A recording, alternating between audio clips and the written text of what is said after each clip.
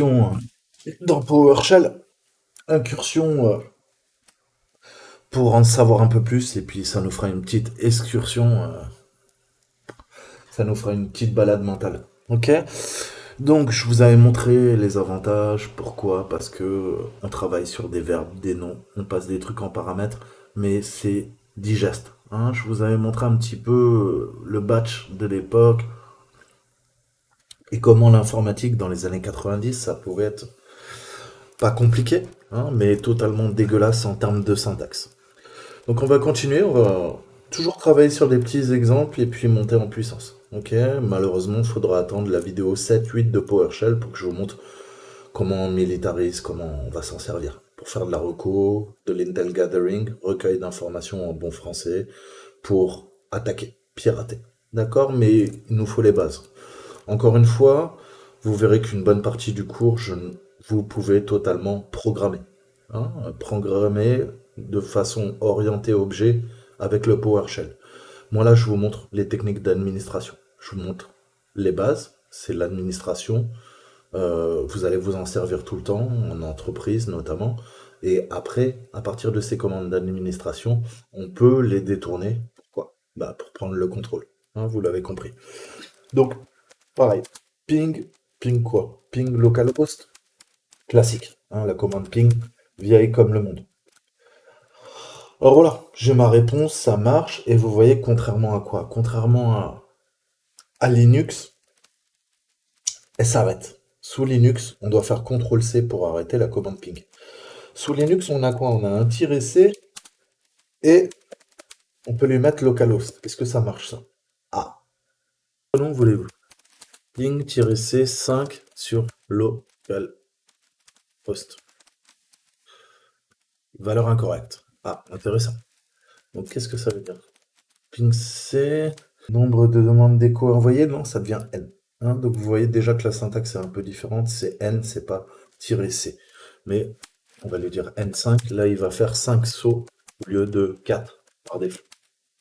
1, 2, 3, 4, 5, il s'arrête. D'accord? Donc encore une fois, hein, c'est pas propre à Linux, pensez à l'aide. Il n'y a pas de secret, on a aussi des aides. Par contre, la commande man, vous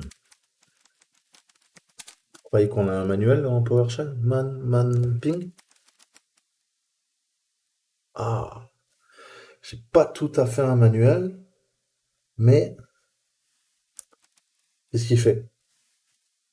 Il cherche ce que j'ai mis à la fin. Hein. Là, qu'est-ce qu'il me sort? Il me sert, bah écoute, t'as demandé ping, tiens, tout ce qui termine par ping. Ah, intéressant. Donc, c'est pas tout à fait un manuel, mais ça me permet de faire quand même des petites recherches intéressantes. Donc, si je recherche mapping, je peux faire un man mapping? Ah ouais, ok. Tout ce qui se termine par mapping. Intéressant. Est-ce que je peux commencer à travailler, par exemple, faire un set et tout ce qui termine par quelque chose et qui commence par set? Ah, je peux affiner avec mes wildcards. D'accord? Là, je vois les CMDLets, je vois des appels à des fonctions. Donc, man, ça peut être intéressant aussi, hein, pour récupérer un peu d'infos. Ok? Avec le synopsis, ça vous explique un peu, grosso modo, le nom de la commande, quoi. Hein. Et on voit les différents modules. Hein. On a plein de modules au sein de PowerShell. D'accord, mais c'est pas ce qui nous intéresse. Ce que je veux dire par là, c'est que maintenant vous avez vu la commande ping. Qu'est-ce que je peux faire? Donc qu'est-ce qu'on peut faire? Ping c'est bien, mais est-ce que je pourrais pas avoir un truc un peu moins dégueulasse? Ah, test connection, localhost. Ah ouais, tout de suite ça a un peu plus de gueule quoi. Hein. J'ai quoi? J'ai mes headers, j'ai mes en-têtes, ping, source, adresse, latence, buffer size, succès, status. D'accord? Donc vous voyez que vous retrouverez en fait les anciens commandes MS-DOS et on a une fonction via PowerShell qui est un peu plus présentable, honnêtement. Ça a plus de place, on est d'accord. Ok? On comprend un peu mieux, surtout quand on débute. Hein. J'ai besoin d'informations parce que pour pouvoir corréler les informations, si je n'ai pas d'expérience et que je débute, Je préfère qu'on me dise, écoute ça, tiens, regarde, ça c'est le premier ping, deuxième ping, troisième ping, quatrième ping. Ta source, ton ordi s'appelle Predator One, hein, et l'adresse, bah, c'est sur le localhost, hein, c'est .1, .1, c'est mon localhost, ok? Il dit latence, bah 0, hein, tu es en train de pinguer ta machine, donc t'attends pas à traverser la planète entière. Le buffer size, il est en 32 bytes, d'accord?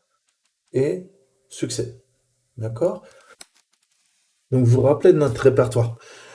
On avait vu la commande add content. Vous vous rappelez add content? Je pouvais lui dire quoi? Certified? Non. Content? Ça me permettait de créer, hein. Je pouvais créer, je vous avais montré l'exemple. N'utilise plus ta souris, fais ça proprement. Je vais l'appeler quoi? Exemple.txt? Non, je suis pas dans ces deux points, je suis dans mon répertoire. Hein? Text.txt. Ok, donc là je crée un nouveau texte.txt, un nouveau fichier. Je peux insérer des valeurs. Vous vous rappelez de ça? Je peux lui dire quoi? String, sleep.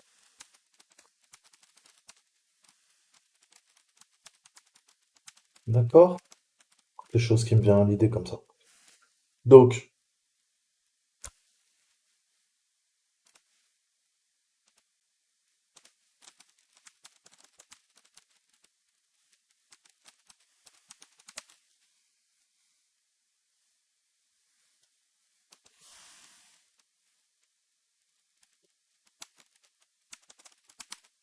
on se retrouve dans mon ancien répertoire. Vous vous rappelez de ça? Qu'est-ce que je peux faire? Vous vous rappelez du add content, hein? Ça me permettait de créer des trucs. Là, je lui dis dans le répertoire, je veux un nouveau fichier texte.txt. Je pouvais lui mettre une value, hein. Vous vous rappelez que j'avais mis une valeur. J'avais mis Toto, j'avais mis fou, hein. On avait joué dans la première vidéo. Mais je peux lui passer également plusieurs valeurs. Comment je peux faire ça? Je peux lui dire string, quoi? Je peux lui mettre porte, genre tel. Euh, Bikini, d'accord? Un truc qui me vient comme ça à l'esprit. Ça passe ça? Vous vous rappelez de la commande MS-DOS? Je vais tout le temps vous montrer les anciennes commandes MS-DOS et comment on utilise PowerShell. Ok? Du PS. On va l'appeler PS pour faire plus simple. D'accord? Donc type, c'est une commande MS-DOS, hein, c'est vieux comme le monde et ça me permet de lire, hein, c'est l'équivalent du 4, vous vous rappelez, sous Linux. Et donc là, j'ai en théorie un nouveau fichier texte. Ouais, tout à fait. Ah, donc là, il me l'a mis en doublin. Je crois que j'avais déjà rêvé de string, de sleep, de port jartel. Ah ouais, ah ouais, en effet. Donc comment je peux supprimer? Je peux faire un del. Ça aussi, c'est une vieille commande. Del, ça marche toujours. C'est vieux comme le monde, c'est MS-DOS. Mais vous voyez bien que ce que je vous disais dans ma première vidéo, si je fais text.txt, ok, vous avez de la chance, il le comprend. En fait, ce qui se passe, que ça soit bien clair, là, je viens de lui donner une syntaxe, quoi? Une syntaxe DOS. Ça, c'est du DOS, en fait. Qu'est-ce que j'entends par là? Je vous ai dit qu'on pouvait passer du DOS au PowerShell, hein. Zip. Ah, je repasse en PowerShell. Donc le PowerShell est capable d'interpréter du DOS. À l'inverse, quoi? Bah, à l'inverse, c'est pas vrai. Là, j'ai quoi? J'ai recréé mon type texte. Ah, j'ai qu'une string port jartel bikini. Je sors. Non, je vais dans cmd.exe. Que vous compreniez bien. Je vais faire la syntaxe PowerShell. On va voir s'il comprend. Del. Alors, en DOS, comment je supprime un fichier qui s'appelle text.txt? Je fais del, ça veut dire to delete, hein, supprimer, et le nom du fichier, c'est text.txt, comme vous le savez. Ça va. Par contre, en PowerShell, ça fait quoi? Ça fait ça. Il y arrive? ls, ça marche pas. Dire, il y arrive. Ok? Il comprend. Donc, qu'est-ce que je veux dire par là? C'est que sous MS-DOS aussi, bien sûr, il comprend cette syntaxe. D'accord? Par contre, elle est obligatoire sous PowerShell. Ce que je veux dire par là, je recrée mon fichier. Hein? Because it does not exist. D'accord. Si je lui fais ça, qu'est-ce qu'il comprend? Does not exist? Si, il comprend quand même. Donc vous allez me dire, mais en fait, alors ça sert à quoi de le mettre? Eh bien, c'est que typiquement, avec l'autocomplétion, vous voyez qu'il le crée. Il le crée et prenez cette habitude de tout le temps lui dire, OK, point, dans le répertoire courant, anti-slash, le nom. OK? Ça, il va le comprendre. Il interprète ce que vous lui dites. Il comprend tout à fait. OK? On a à nouveau notre fichier texte. Mais par convention, prenez cette habitude pour pas entraîner quand vous allez coder. Hein, parfois, ça fera toute la différence. OK? Parce que ça veut dire, bah écoute, dans le répertoire courant, tu prends texte.txt. Ça, par contre, ça veut dire tu cherches où tu vas récupérer texte.txt. Mais vous comprenez bien que c'est quasiment la même chose, sauf que ça, eh ben, c'est un locateur. Dans le sens où on lui dit, bien sûr, tu prends un string, un nom, une chaîne de caractères qui s'appelle texte.txt, avec l'extension txt, mais ça lui dit dans le répertoire courant. OK? Et en programmation, ça fait toute la différence. Tu cherches quoi? Tu cherches juste texte.txt ou tu cherches le texte.txt qui est dans le répertoire courant? Vous comprenez où je veux en venir? D'accord? Donc ça marche. Vous serez jamais bloqué. Mais vous voyez bien que si je tape T autocomplétion, c'est pas moi qui l'invente. Il vous le met automatiquement. Ça prouve bien que lui, c'est ça qu'il interprète, qu'il comprend. Mais il comprend tout à fait ça, puisque ça marche. Quelle est la différence? Oui, pardon. Aucune. D'accord? Mais prenez cette habitude. Hein, prenez cette habitude. PowerShell comme ça, Linux comme ça. Me demandez pas, c'est l'opposé. Mais en même temps, un Windows, c'est-à-dire avec du PowerShell, et un Linux avec du Bash, bah c'est diamétralement opposé en fait. C'est pas les mêmes langages, c'est pas la même philosophie. D'accord? Donc Microsoft qui fait tout comme pas les autres, il s'est dit, bah écoute, si sous Linux c'est comme ça, nous on va les emmerder pour que ça soit plus compliqué pour ceux qui apprennent, on va faire l'inverse. D'accord? Donc voilà, c'est un petit truc. Au début, on est un peu perdu parce que si vous venez du monde Linux, vous allez penser comme ça. Si vous allez sous Linux et que vous êtes habitué au DOS, au MS-DOS ou au PowerShell, eh ben vous allez être habitué à ça et vous allez oublier que sous Linux, ça ne marche pas. Il comprend pas. D'accord? Donc voilà, je vous donne des exemples très triviaux, mais c'est pour bien comprendre hein, des choses simples. Donc maintenant, je vous avais montré le find string, hein, comment on pouvait s'en servir, qu'est-ce que j'entends par là, je peux faire un find, str, find string, qu'est-ce que je veux? Je veux chercher string. Hmm, dans quoi? Dans le fichier der ou quoi? Où il y a texte.txt? Impossible d'ouvrir there. Donc là, vous voyez que j'ai cherché deux choses. Qu'est-ce que j'ai cherché? J'ai cherché string et j'ai cherché une autre chaîne de caractères, there. Si je le retire, il n'y a plus d'erreur, puisqu'il le trouve. D'accord? Ça marche, il me l'affiche. Mais vous voyez qu'il m'affiche aussi les autres. Qu'est-ce que je peux faire? Je peux lui dire find string, c'est un peu l'équivalent de quoi? De grep en fait, hein, sous Linux. Je peux lui dire quoi? Je peux lui dire écoute, c'est le point, et tu vas rechercher euh, porte shortcut. Ok? Dans quoi? Dans un fichier qui s'appelle text.txt. Qu'est-ce qu'il a fait en fait? Là, j'ai recherché toutes les occurrences du mot porte-jartel, ok? Avec une lettre majuscule qui est présente dans text.txt. D'accord? Donc quelle est la différence? Bah aucune en fait. Vous n'êtes pas obligé de mettre ça. Hmm. Minuscule, majuscule. Qu'est-ce que je peux faire? Je peux faire ça aussi? Pareil. Donc vous avez toujours plusieurs façons au niveau de votre syntaxe. Euh, Allez tout le temps à l'essentiel. Pourquoi se faire chier à rajouter le slash petit c ou grand c de points quand vous pouvez faire un find string pour jartel text.txt. D'accord? Donc ça c'est du MS-DOS. C'est bien, mais nous, on veut apprendre le PowerShell. Ça c'est le truc des anciens. Vous l'avez bien compris. Enfin après find string, vous pouvez faire Qu'est-ce que je veux? Je veux rechercher toutes les occurrences du mot Windows dans le fichier texte. Allez, je vais vous montrer ça. On va revoir quelques fine string parce que des fois vous l'utilisez. Je veux quoi? Je vais chercher autre chose. Je vais chercher bikini.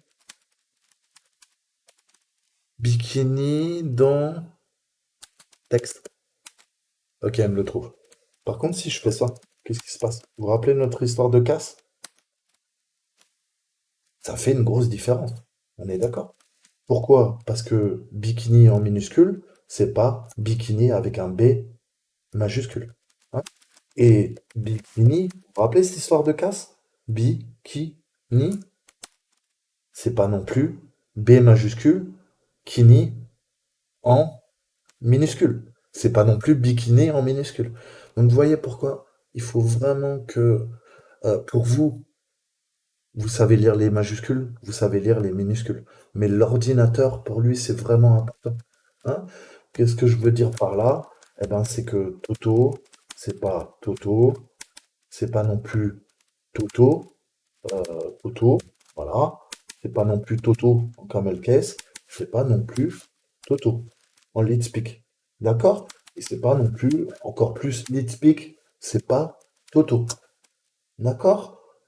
Donc, voilà, l'ordinateur, il comprend peut-être des choses que vous, ça vous parlera. Si je te dis quoi? Si je te dis, là, ton cerveau, il dit quoi? Si t'es un petit peu entraîné. Il dit ta mère, ok? Mais lui, l'ordinateur, il voit T4, M3, RE, ok? Pourtant, nous, voilà, LeetSpeak, si vous êtes un peu habitué, vous arriverez hein, à lire. Hein. Et lit, c'est quoi? Pourquoi on parle de LeetSpeak? Vous le savez ou pas? Parce que, voilà, c'est le lit speak, hein, le langage de l'élite, des hackers. Plus sérieusement, lit, vous pouvez l'écrire comme ça. Vous pouvez l'écrire comme ça. Ok? Vous pouvez l'écrire comme ça, à mon époque. Donc voilà. Mais si ton cerveau n'est pas habitué, eh ben il va bugger. Ok? Voilà. Donc j'espère que vous avez capté. Ça, c'est pareil pour l'ordinateur. L'ordinateur, lui, il a été entraîné à reconnaître les caractères d'une certaine manière. Donc, Bikini, c'est pas bikini, ni biniki d'ailleurs. Hein. Donc ça, faites bien attention. La casse, ce que vous tapez, c'est ce que l'ordinateur comprend. Même si vous, vous pensez comprendre, c'est pas sûr que l'ordinateur, lui, comprenne, en tout cas interprète la commande comme vous le souhaitez. D'accord? Donc c'est des petites choses bêtes. Mais voilà, qu'est-ce que je peux faire? Dernier truc, on s'arrêtera là. Fine string. Donc ça, c'est MS-DOS. Hein. Je vous apprends des trucs de MS-DOS de vieux. Je peux faire un SI. SI, je vais rechercher toutes les occurrences de lignes qui commencent par, euh, je sais pas.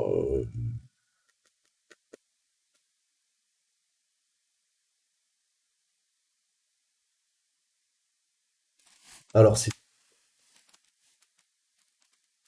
on va s'ajouter un petit truc. On va s'amuser. Donc les flèches, hein, pensez flèches du haut, flèches du bas. Hmm, recherchez vos commandes. Quand vous débutez, il n'y a rien de mieux. D'accord? Donc là, bikini, et je vais mettre bikini. D'accord? Et je vais mettre bikini. Ok. Type, texte.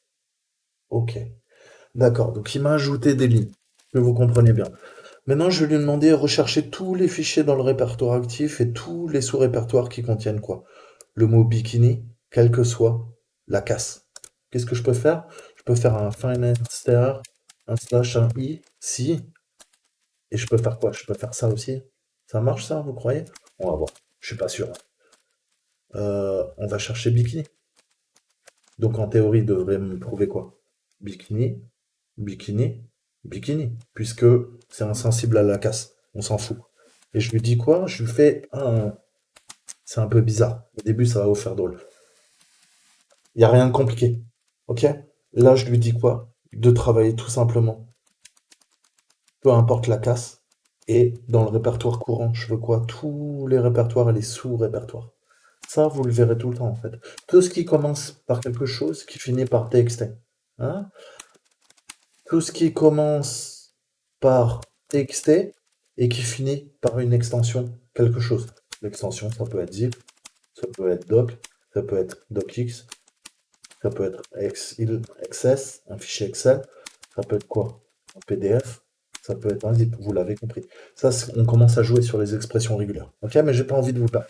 Mais ça aussi, c'est vraiment le wildcard et le point, vous allez le voir tout le temps, tout le temps, tout le temps. Ah, on est d'accord? Encore une fois, il fait pas le tri, mais il me dit, écoute, première ligne de ton fichier, ah, j'ai trouvé bikini. Tu m'as dit de bien regarder, hein, dans tous les sous-répertoires. Ouais, en effet, il n'y a que dans le texte qui va trouver ça. Et il me dit, première ligne, tiens, je te l'affiche, il y a bikini en minuscule. Et deuxième ligne aussi, parce qu'il y a bikini, il y a bikini et il y a bikini. Peu importe, insensible à la casse. D'accord? Donc ça, c'est important. Ok? Ok. Et quoi? Vous vous rappelez de notre get? Je vous avais dit content, on peut récupérer plein de trucs. Je peux faire un get content pour récupérer le contenu. Ok, il veut une valeur. On va lui donner quand même. On parle de texte. Alors là, vous allez me dire, ouais, mais t'es gentil. C'est exactement la même chose. Eh non, parce que vous ne le voyez pas. Là, je viens de récupérer une première chaîne de caractères, ligne 0.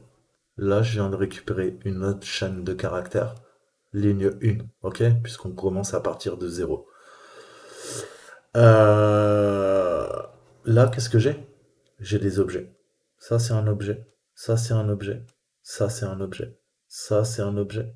Ça, c'est un objet. Ça, c'est un objet. Ça, c'est un objet. Ça, c'est un objet. Ok?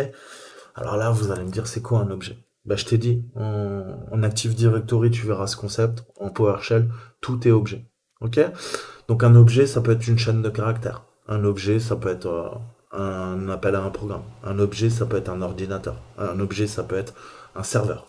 Un objet, ça peut être un utilisateur. Ok? Etc. etc. Je ne vais pas rentrer encore dans les détails. On va faire très simple. Donc, si ce sont des objets, je supprime, on va repartir sur quelque chose de simple. Donc je fais mon del. Ok, j'ai supprimé avec mon del. Je peux faire un dir. Ok, vous vous rappelez? Et je peux faire un get. Revoir les bases. Notre child item. C'est pareil. Je vous l'avais expliqué. On voit que notre fichier texte a disparu. Je vais le recréer. Ok. On va faire plus simple. Ou pas, en fait. Non, on va pas faire plus simple. On va faire comme ça. Je veux juste qu'il ait quoi?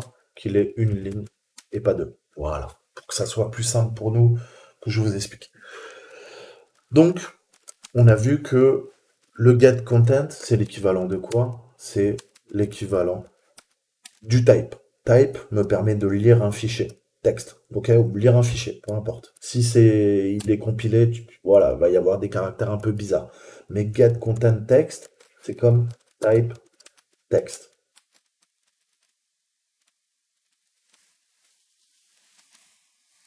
Donc, prenons un exemple plus simple. Pas vous embrouiller. Je vais faire mon add content. Ok. On va l'appeler exemple 2. Contexte. D'accord. Je vais lui donner des valeurs. Value. On va fermer. Je crois qu'il va en B majuscule. Il préfère. On va faire localhost. Un autre.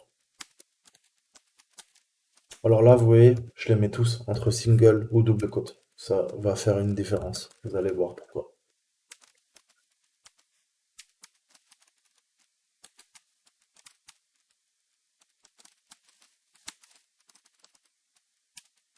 Ok. Qu'est-ce qui s'est passé? Type, exemple. D'accord. Donc j'ai quatre objets. Quatre objets, quatre objets, quatre objets. Ok? Quatre objets, quatre objets, qu'est-ce que je peux faire? Je peux faire un get content, on a vu, hein. Je peux faire un type, ça marche. Je peux faire un get content sur exemple 2. Alors là, vous allez me dire aucune différence. Si, parce que ça, c'est une chaîne de caractères, ligne 0, chaîne de caractères, ligne 1, chaîne de caractères, ligne 2, chaîne de caractères, ligne 3. Ok? Qu'est-ce que j'entends par là? Bah, on commence à partir de 0, il y a quoi? 1, 2, 3, 4 lignes. En comptant à partir de 0, ça fait 0, 1, 2, 3. Là, par contre, ça, c'est devenu un objet. Ça, c'est un objet. Ça, c'est un objet. Ça, c'est un objet. Donc, qu'est-ce qu'un objet? Un objet, ça peut être n'importe quoi. Ça peut être une valeur, ça peut être un programme, ça peut être un utilisateur, ça peut être un serveur, ça peut être un poste client. Tout est objet. D'accord? Je vais pas encore rentrer dans les détails, mais comprenez ça. C'est-à-dire que quand je fais mon get content, pour lui, c'est plus qu'une chaîne de caractères et une ligne. C'est un objet. Qu'est-ce que j'entends par là? Eh ben, je vais pouvoir commencer à travailler. Je vous ai dit quoi? Que c'était un langage orienté objet, d'accord? Donc, je peux continuer à faire quoi? Mon get content là? Hop, on va le remettre. D'accord. Mais je peux lui dire, écoute, ça c'est égal. Donc le get content, il est égal à quoi? Il est égal à ordinateur. Donc là, je suis en train de déclarer une variable ordinateur et je lui dis, écoute, tu prends ma commande. Hein, c'est égal à ma commande. Qu'est-ce que ça fait? Bah, du coup, je peux appeler ma variable. Ah, on voit que ça affiche bien ce que je veux. Et comme ce sont des objets, comme c'est une variable, je peux faire quoi? Je peux travailler sur des index. Je peux travailler sur un tableau. Ok? Ça, c'est un tableau. Un tableau te permet de quoi? De travailler sur les valeurs. Un array, une liste, ça dépend du langage de programmation. Vous allez pouvoir quoi? Vous allez pouvoir mettre des valeurs d'index et ça va aller rechercher dans le tableau.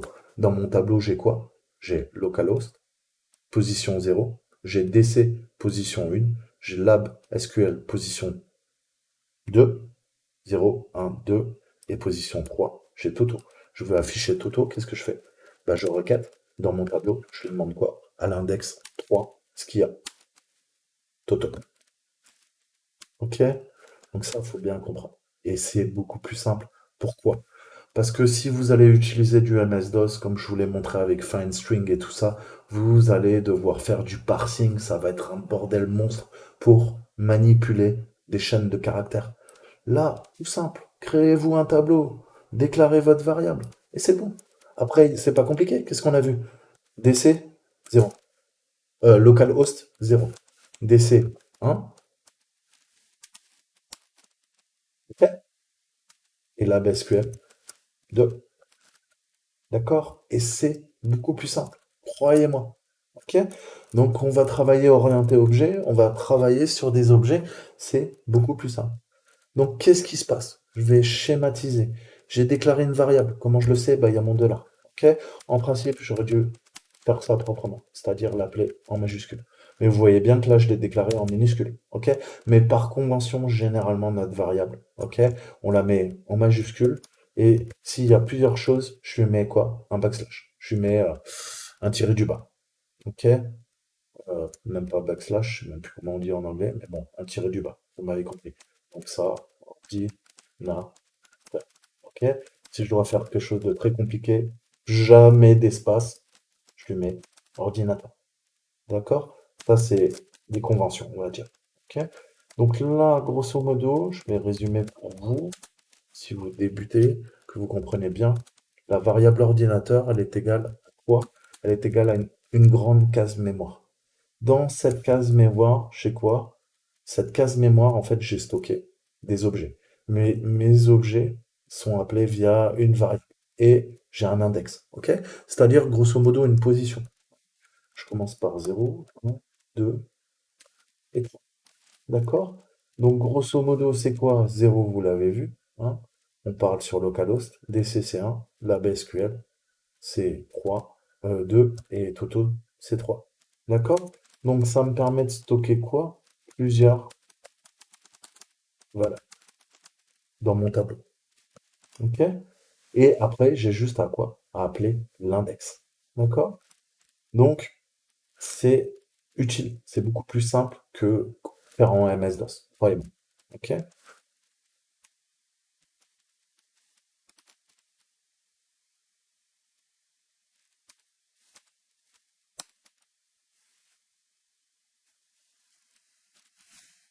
Ah, c'est bizarre. Vous avez compris ce qui se passe là? Ah, je peux même faire des opérations. Parce que si 2 c'est la BSQL, si je fais 2 plus 1, ça devient Toto. Parce que Toto, c'est quoi? C'est 3. Oui, comment on peut commencer à travailler? Je vais y arriver. Comment on peut commencer à travailler sans s'emmerder? Ok? Et ouais. Bon, je peux faire 3 moins 2 DC. C'est vrai ça?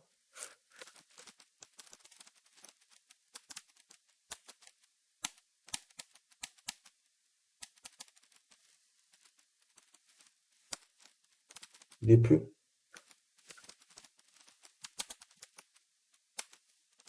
DC, c'est ça? 3 moins 2. 3 moins 2. Ouais. Donc ça, c'est 3 parce qu'on commence à partir de 0. 3 moins 2. Ah ouais, c'est DC. Donc là, tu es en train de m'expliquer que donc si je fais 3 moins 2, je fais 3 moins 3, ça fait quoi? Oh, on revient à localhost. D'accord. Donc si je fais l'inverse, je pars de localhost et je fais plus 3, j'arrive sur Toto? Non. Pourquoi? Parce que je sors de mon tableau. Ok? Il n'y a plus de valeur. Là, je suis sorti. Un plus 2. Ah, Toto. Un plus 2. Ok. Mais oui, je suis quoi? Je suis à 1, position 1. En fait, c'est quoi? C'est ça. C'est pas le localhost. C'est juste pour vous rappeler que quoi? Que localhost, c'est pas 1. Localhost, c'est 0. Ne faites pas l'erreur. Donc c'est normal que 1 plus 2, c'est 3. Pourquoi? Parce qu'on est déjà à 1 et je lui fais plus 2. Tac, tac, Toto. D'accord? Qu'est-ce que je peux faire d'autre? C'est égal à quoi? 0? Plus 4? Non, trop. 0 plus 3? Toto. D'accord? Donc attention. Si vous mettez trop là, ben, vous allez sortir de votre tableau. Il va vous mettre vide. C'est normal. Il n'y a que 4 cases dans ton truc. Ok? Et à l'inverse, si vous mettez le bon index, vous jouez sur vos index dans le tableau, bah, tu retrouves ta valeur. Hein. Mais n'oublie jamais que tu pars de zéro. Hein. Et après, tu peux faire des trucs bizarres. Parce que addition, soustraction, merde. Vous allez pouvoir jouer là-dessus. Qu'est-ce que j'entends par là? Je suis en position 4. 4 divisé par 2. 2. La SQL. Comment je sais ça? Bah ouais, la SQL, il est quoi? Bah il est en 2. Ouais, ouais, ouais, il est en 2. Eh, mais qu'est-ce que j'ai fait comme bêtise? Pourquoi il me... Ah oui, c'est exemple. Arrête le café. On est bien en 2. Pourquoi je suis en 2? Parce que lui est en 0. 1, 2. Donc vous voyez que dans vos arrays, dans vos tableaux, vous pouvez jouer sur différentes opérations mathématiques. Ok? Tout ce qu'attend l'ordinateur, c'est une valeur d'index. Ok? Donc la valeur d'index, je peux lui dire 2, mais je peux lui dire aussi, bah, je peux lui dire 4 divisé par 2. C'est exactement pareil. Comment je sais ça? Ça, c'est quoi? Bah, c'est ça. C'est pareil. L'opération, il l'a fait. C'est comme si on effectuait une opération entre parenthèses. Ok? Lui, il s'en fout. Après, vous pouvez faire 6 par 2.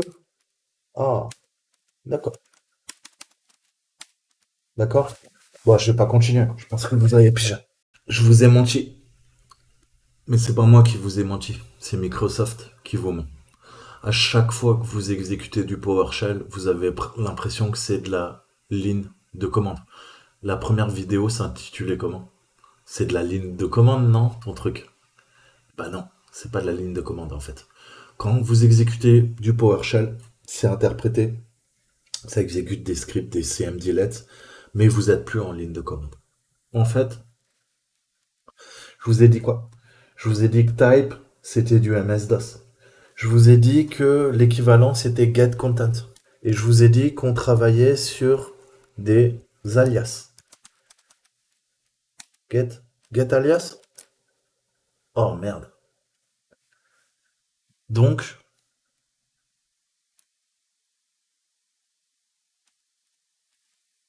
Windows vous ment.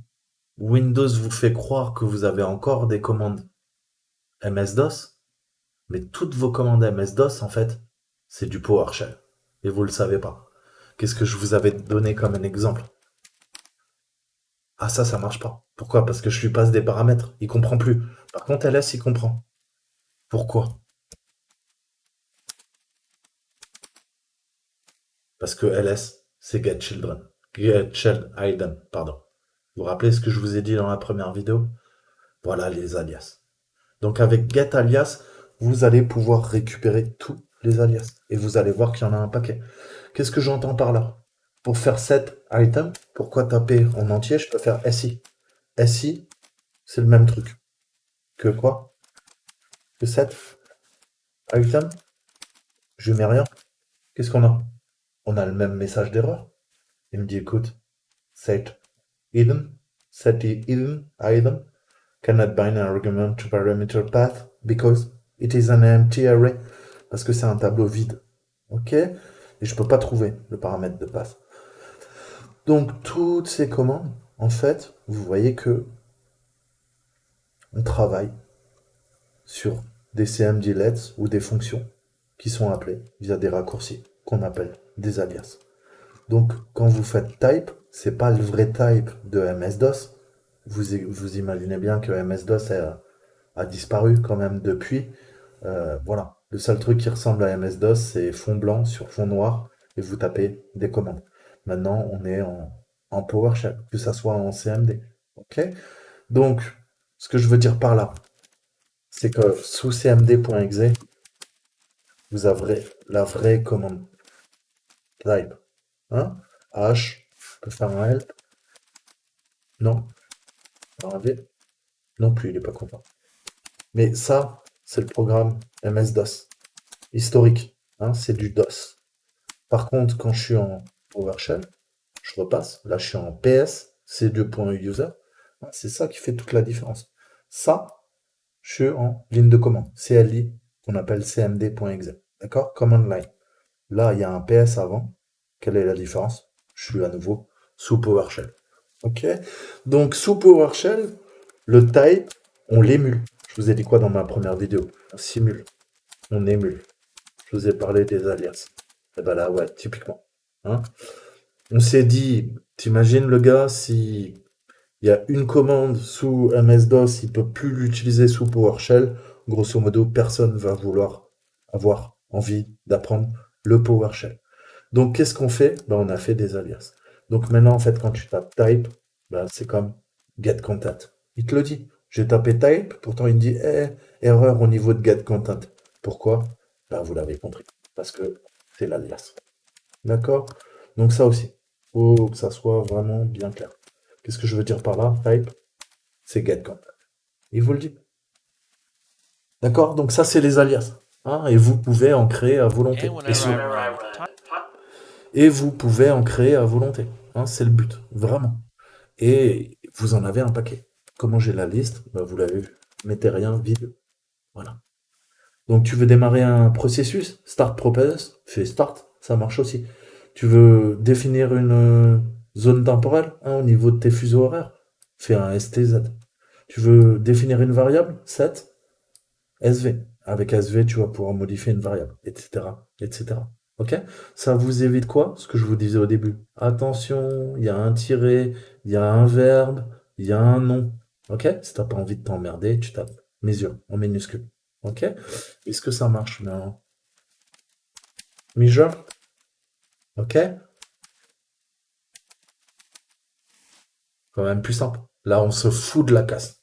Ok? Puisque quand, à l'inverse de quoi? De quand t'appelles un CMDlet, l'alias, lui, on s'en fout de la casse. D'accord? Donc c'est quand même plus simple. Non? Moi, je trouve ça plus simple. Donc utilisez les alias dès que vous le pouvez, mais vous devez absolument comprendre la correspondance. Ok? Where, c'est pas cette variable. Where object, c'est pas SV. Hein? Que ça soit bien clair. Ça, c'est ça, c'est ça. D'accord? Qu'est-ce que je peux faire? Je peux faire des trucs bizarres, vous croyez? Merde.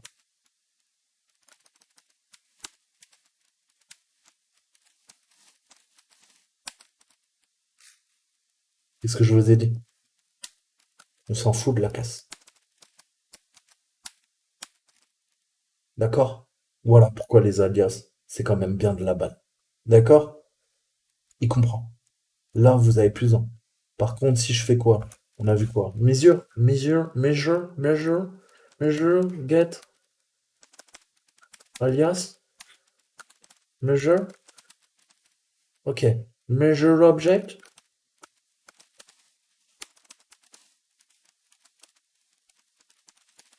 Lui, il comprend que ça. Si maintenant tu commences à faire ça,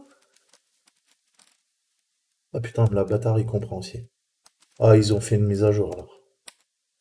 Bon, bah écoutez, ils ont fait une mise à jour dans PowerShell Windows 7, parce qu'avant, ils vous envoyaient une erreur. Ok, donc ils ont encore plus simplifié. Parfait, parfait, parfait. Franchement, très bonne idée. Ça avant, ça n'y était pas, hein. Honnêtement, il fallait taper le camel case. Ok, maintenant, en fait, tu vois, ils ont modifié. D'accord. Donc en fait, tu fais comme tu veux tant que tu appelles le truc.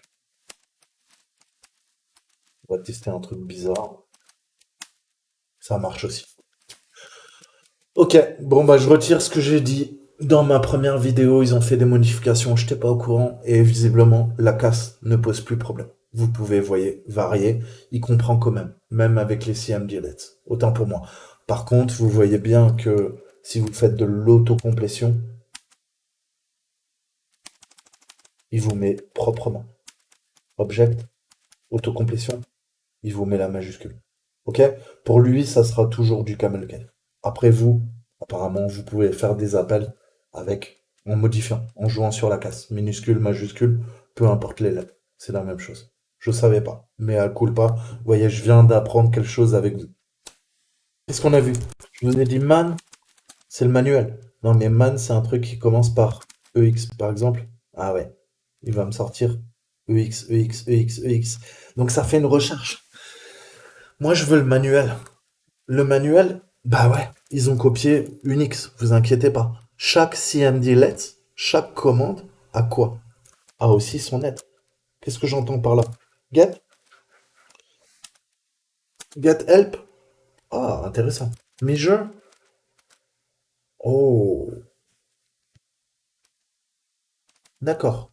Clic droit, je fais un copier-coller automatique sous PowerShell. Ça aussi, il faut l'apprendre, hein. Pas besoin de faire CTRL-C, CTRL-V. Vous prenez pas la tête. Je prends, je fais un clic droit. Qu'est-ce que ça fait? Un clic droit, je colle. Ça aussi, ça, il faut absolument l'apprendre. Je vous dépanne. Pardon. Donc, si je recommence, vous avez compris que c'est exactement la même chose. D'accord? Et là, j'ai mon aide. J'ai mon aide. Donc, ce qu'il faut retenir, c'est quoi? C'est que le get help, si vous venez du monde Linux, c'est quoi? C'est l'équivalent de man, manuel. Je vous ai dit que PowerShell, il est en perpétuelle évolution. D'accord? Donc, au début, sous MS-DOS, je dois reprendre des exemples, dire, ouais, mais je connais pas ce que ça fait dire, hein. Il me dit rien. Il me dit, alors moi, avec l'expérience, je sais que quoi. Je suis dans C2 points user team ou desktop example, je sais que je peux lui faire quoi. C2 points? Ouais. Non, ça, il aime pas. Donc, il faut que je connaisse la syntaxe. Ah, ça, il comprend. Je sais que ça marche aussi. Là, je suis plus en train de regarder quoi. Dans User Team Desktop Example, je suis en train de regarder sur mon C, à la racine. À la racine, j'ai quoi? J'ai mes BIOS modifiés de ma carte 3D pour la faire turbiner comme une centrale nucléaire. J'ai réécrit mes BIOS. Je peux faire un type, quoi?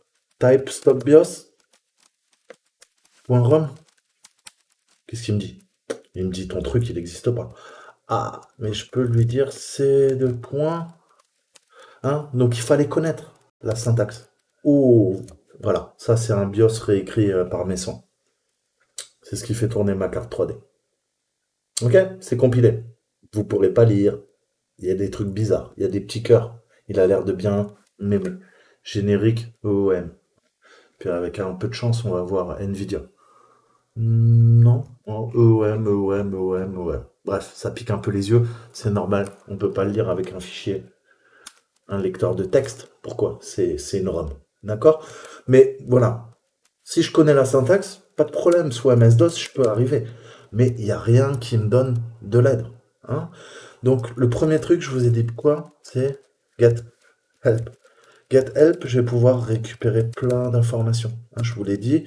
Et même si vous ne connaissez pas la commande, je peux faire quoi? Faire un select object, je veux ça. Ok? Vous aurez tout le temps le nom, la syntaxe, les alias, les remarques. Mais j'en veux un peu plus. Qu'est-ce que je peux lui passer? Je peux même lui passer des paramètres. Ça veut dire quoi? Je peux lui dire name et quoi? Select, object. Ça fait quoi? Exactement la même chose. D'accord, mais on va faire un peu plus profond. Je veux quoi? Details, detail. Ah, ah ouais, donc là, je peux faire un detail et je vois que c'est beaucoup plus poussé. Là, j'ai tout en détail. Hein, ça s'arrête pas là. J'ai aussi tous les paramètres que je peux utiliser, les différents paramètres, les alias, et il me dit, écoute, si tu veux aller, va jeter un coup d'œil à cette page, si tu veux en savoir un petit peu plus. Et je peux faire quoi? Je peux faire un F full. Oula! Là, c'est encore plus poussé. Et là, j'ai les paramètres, différents paramètres, les index, les propriétés, les inputs, les remarques. Donc, c'est vachement utile, en fait. Hein, puisque je peux faire quoi? Je peux faire donc un get ACL, get alias, full. Que les fonctionnalités? Ah, il veut un paramètre.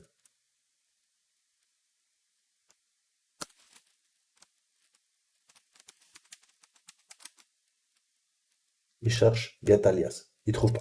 OK? Et là, il me dit quoi? Il me dit, écoute, j'ai cherché dans le manuel ce que tu me demandes, mais là, tu es en train de me poser une colle. Tu devrais faire un update help. D'accord? On va le faire. Vous allez comprendre à quoi ça sert. Donc là, on est d'accord, je peux lui demander quand même un full. Hein, et j'aurai plein d'informations. Donc quand vous commencez sur PowerShell, n'hésitez pas à utiliser getHelp.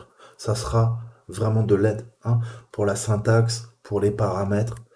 Vous voulez de l'aide, je veux en savoir plus. Allez, je vais aller directement à cette page. D'accord? Qu'est-ce que je peux faire? Get app, get highline. Ah, c'est bon. Je peux même demander en ligne ce qui se passe.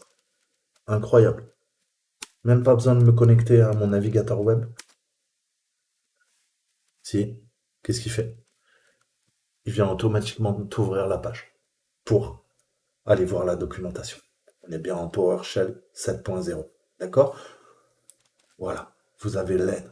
Et là, c'est encore plus détaillé. D'accord? Donc ça, il n'y a pas de honte à avoir. Vous ne pourrez pas tout connaître du jour au lendemain. D'accord? Mais par contre, il faut que vous appreniez à chercher par vous-même. OK? Pour pouvoir mieux comprendre. Hein. Vous avez des problèmes avec quoi? Avec la langue? Est-ce qu'on peut passer tout ça en français? Et ben là, vous voyez que cette partie, malheureusement, elle est quoi? Je suis déjà sur le FR. Elle n'est pas traduite. OK? Lire en anglais, ça c'est en anglais. Il me dit lire en anglais. Il est un petit peu con. OK? Il vous le traduit pas. Donc je vous ai dit, c'est pas grave. Vous allez télécharger Mate. OK? Prenez Mate. OK? Mate. Il doit exister pour votre navigateur et vous allez traduire. OK? Maintenant, vous avez tout en français. Vous avez même plus l'excuse de me dire ah, c'est en anglais, je comprends pas. Là, il t'a traduit la page. D'accord? Donc ça sera vraiment les bases. Et lisez. Le savoir est une arme. Savoir, c'est pouvoir. D'accord? N'oubliez jamais ça. Allez creuser. D'accord? Et je vous rassure, certains trucs seront traduits en français. Si c'est pas le cas, utilisez Mate. Il est là pour ça. D'accord? Donc ça, c'est cool. Tu vois, il me redirige directement et tout. Je peux lui faire le tirer online. Donc je peux faire un online, je peux faire un quoi? Un full, je peux faire un functionality, et même je peux tester toutes les lettres pour voir il y a pas d'autres trucs. N, ah, name, il n'y a que le name. Tabulation. B, il n'y a pas de B. E, ah, il y a exemple, il y a error action. Ah, il y a même error variable. Ah, là, ça passe pas. Il me dit, écoute, trouve. Donc, il vous trouve. Ça marchera pas forcément, mais ce que je veux dire, c'est que dès que vous mettez lui le tirer et que vous ne lui mettez pas erreur, puisque erreur n'est pas présent dans le get help get alias, il y aura quoi? Il y aura paramètre, component, functionality, role, online, show windows, verbose. Ok? Vous avez votre truc debug, non? Hein, donc vous voyez, db, c'est égal à debug. Ok? Donc on a toujours deux façons de l'écrire. Ok? Ça c'est le long. Ça, c'est le cours. On verra plus tard. Je vous ai montré. Et là, qu'est-ce qu'il fait? Eh ben, il va tout simplement aller requêter sur Internet et mettre à jour tous les manuels de tous les CMDLET. C'est-à-dire que les développeurs, ok, vous inquiétez pas, j'ai bloqué Internet, c'est normal. J'ai pas envie qu'on pirate ma machine avec PowerShell. Donc je lui coupe, ok? Mais typiquement, il serait allé récupérer via le port 443 HTTPS et il aurait mis à jour tous les manuels. Ça veut dire que demain, Toto, il vous ajoute une ligne ici où il vous ajoute 40 paragraphes. Ok. Vous avez juste de temps en temps à faire cette commande et ça va mettre à jour tous les manuels de toutes les commandes, de toutes les fonctions, de toutes les méthodes en PowerShell. D'accord? Donc ça, c'est vraiment puissant. Je vais essayer de le débloquer pour vous, je suis pas sûr. Je crois que devrais redémarrer ma machine. Mais on va tester. Parce que moi, vous savez, je suis un paranoïaque. Mais bon, quand on travaille dans ce métier, vous allez vite le devenir, je vous rassure. Alors, je vais essayer de redonner une connexion Internet à PowerShell. PowerShell restricted. Ouais, engine, shit. Turn off, registry. Disable new news service. Turn off. J'ai dû le bloquer là. Script, Excel, Explorer, Exped, FTP, CH, PowerShell, bloc. Donc je vais le débloquer pour vous. S'il faut redémarrer la bécane, faites-moi confiance. Hein. Chez vous, va y avoir une barre jaune et ça va mettre à jour tout. D'accord? Là, je vais pas redémarrer l'ordinateur pour vous montrer, hein, vous comprendrez. Et, euh, et voilà.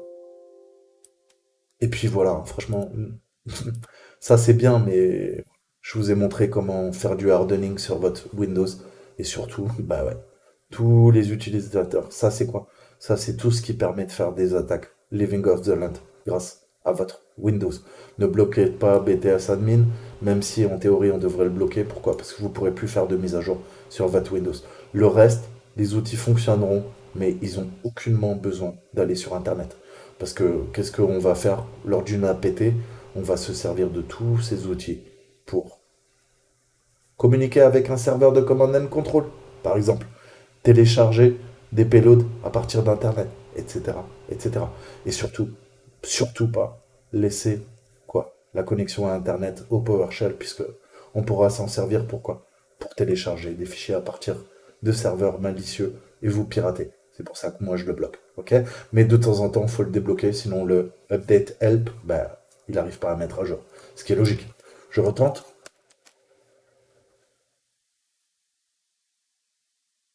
Non, je crois qu'il va falloir que je redémarre. Donc, faites-moi confiance. Qu'est-ce qui se passe? Eh ben, il va passer 30 secondes. Vous allez avoir une petite barre et il va venir mettre à jour pour vous les manuels que vous pourrez utiliser. D'accord? Voilà. Ben, je m'arrêterai là. On va continuer dans la prochaine vidéo. On verra un peu les objets dont je viens de vous parler. Ciao, ciao.